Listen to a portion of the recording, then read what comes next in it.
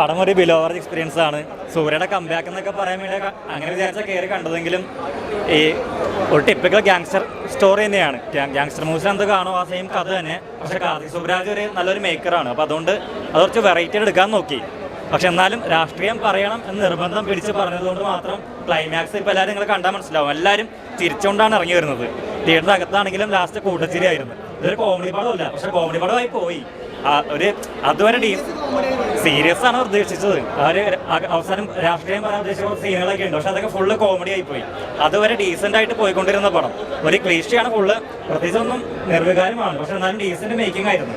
അങ്ങനെ പോരുന്നൊരു പടം അവസാനമായപ്പോൾ അപരാധം എന്നൊക്കെ പറഞ്ഞാൽ അതിൻ്റെ അങ്ങേറ്റായിപ്പോ അങ്ങനത്തെ രീതിക്കായിപ്പോ പടം എന്തായാലും ഒട്ടും എനിക്ക് ഇഷ്ടപ്പെടില്ല. രാഷ്ട്രീയം രാഷ്ട്രീയമല്ല അതിൽ ഉദ്ദേശിച്ചത്. ഒരു അടിമകൾ ആ ഒരു രീതിയിലുള്ള കഥയാണ് പറഞ്ഞത്. പക്ഷെ അവസാനം ഒരു കൂട്ടച്ചിരിയാണ് സിനിമയ്ക്ക് അകത്തും. അത് കാണുമ്പോൾ നമുക്കും ഒരു ചിരിക്കാൻ തോന്നും. അങ്ങനെ ഒരു അനുഭവമായി പോയത്.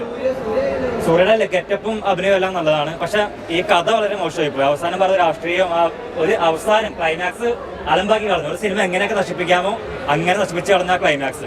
അതുകൊണ്ട് ജോർജ് ജയറാം എല്ലാവരും ഡീസന്റ്, പ്രകാശ് രാജ് മനുണ്ട്, എല്ലാവരും നല്ല അഭിനയമാണ്. പെർഫോമൻസ് വൈസ് ആയാലും പിന്നെ സന്തോഷ് നായരുടെ മ്യൂസിക് എല്ലാം ഗംഭീരമാണ്. മേക്കിങ്ങും ഒരു പരിധി വരെ ഓക്കെ ആയിരുന്നു, പക്ഷെ അവസാനം വന്നപ്പോൾ എല്ലാം പോയി. ക്ലൈമാക്സ് നശിപ്പിച്ച് കളഞ്ഞു പടത്തിന്. അതുകൊണ്ട് തീരെ വർക്കാവില്ല പടം, ഉറപ്പാണ്.